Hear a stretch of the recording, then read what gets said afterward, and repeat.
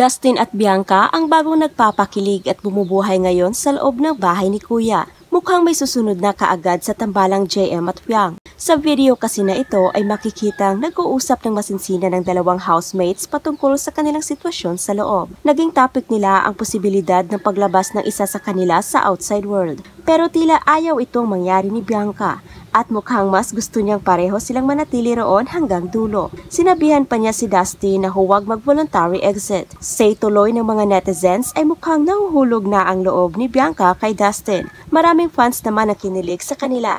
Narito at ating pakinggan ang kanilang naging pag-uusap. Dapat mauna ako sa'yo.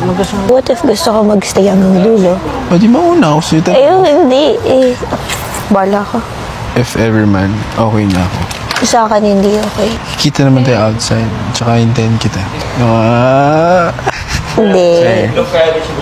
Hintayin kita. Hindi kasi bala ka dyan. Isa lang. Basta huwag ka mag-voluntary. Tatampo ako. Ano yan? Ano yan? Kapag mag-voluntary. Ano yan? Kasi Promise. Yan yung ipinky mo sa akin. Hindi ka mag-voluntary. If ever man, kailangan na talaga. Sabihan kita.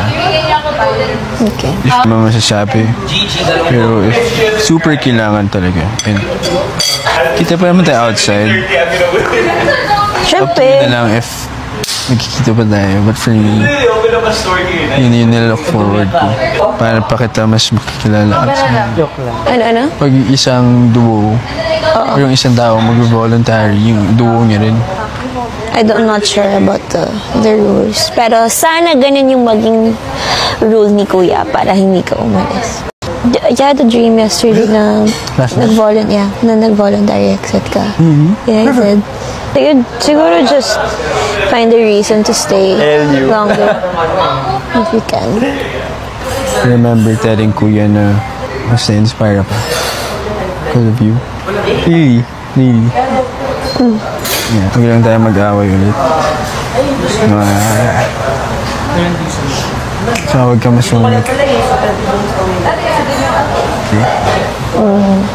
And if ever man, mas marami tayong time outside. I don't know. Parang, Okay. hindi naman. Wala, parang tatakot lang ako na things are gonna be different outside, you know that, right? Like, hindi naman tayo sure sa, like, I mean, sa environment, sa paglabas, kung may magbabago ba or hindi, if it's gonna stay the same. Eh, lalabas naman talaga tayo eh. I know. Basta huwag kang mag-voluntary, okay? Yeah. As much as possible. As much as possible.